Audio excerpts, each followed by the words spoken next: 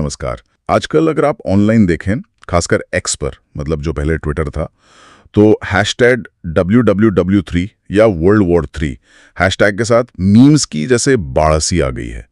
जाहिर है ये ईरान और इजराइल के बीच जो तनाव बढ़ा है उसी तरफ इशारा है। तो आज की हमारी ये जो गहराई से चर्चा है, इसका मकसद है ये समझना कि ऐसे गंभीर वैश्विक तनाव के माहौल में खास तौर पर युवा पीढ़ी वो इन हालात से निपटने के लिए हास्य और मीम्स का सहारा क्यों और कैसे ले रही हैं। हमारे पास जो स्रोत हैं वो इसी दिलचस्प चलन पर रोशनी डालते हैं।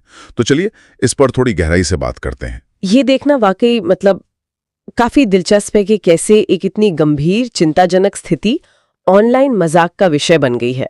लाखों लोग मीम्स वो मजेदार तस्वीरें या छोटे वीडियोस जिन्हें लोग बदलते रहते हैं, शेयर करते हैं, जिफ्स और व्यंग, इन सब का इस्तेमाल कर रहे हैं।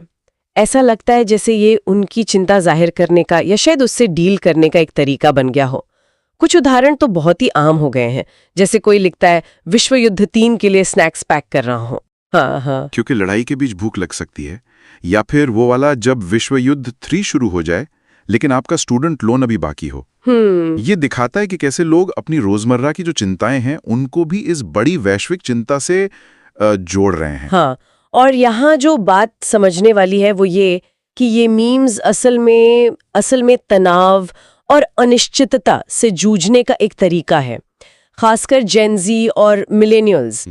आजकल की जो युवा पीढ़ी है वो अक्सर मुश्किल भावनाओं, डर या शायद सदमे को समझने और प्रोसेस करने के लिए इस तरह के डार्क ह्यूमर का इस्तेमाल करती है।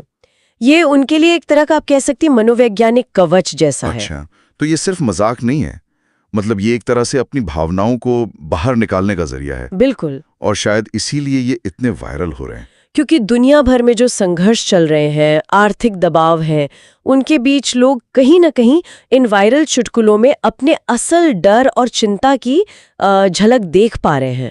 बिल्कुल। और ये जो साझा हास्य है, खासकर डिजिटल प्लेटफॉर्म पर, ये लोगों में अकेलेपन की भावना को भी कम करता है। जब वो देखते हैं कि अरे दूसरे भी ऐसा ही महसूस कर रहे हैं और इसी तरह का मजाक इस्तेमाल कर रहे हैं, तो उन्हें लगता है कि वो इस चिंता में अकेले नहीं है।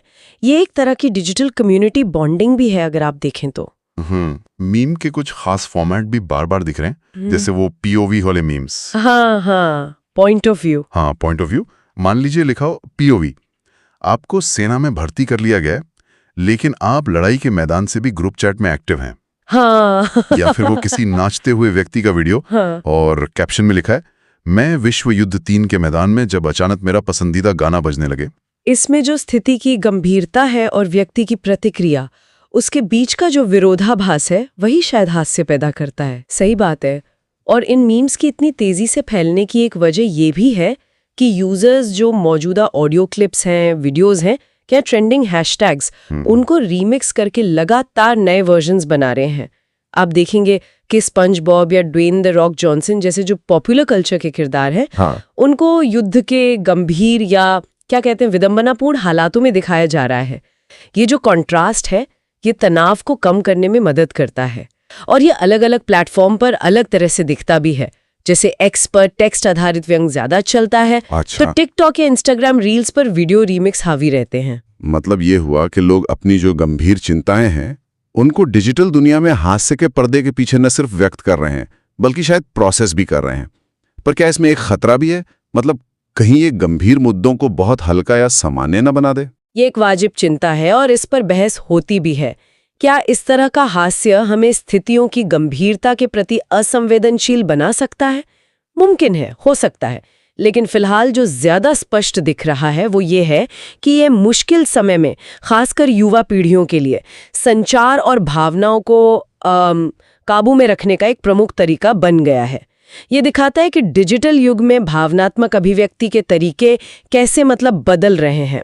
और यहीं से वो बड़ा सवाल उठता है कि इस तरह वैश्विक अनिश्चितताओं और तनावों को समझने और उनसे निपटने के लिए हास्य पर ये जो बढ़ती निर्भरता है, इसका लंबा असर क्या हो सकता है?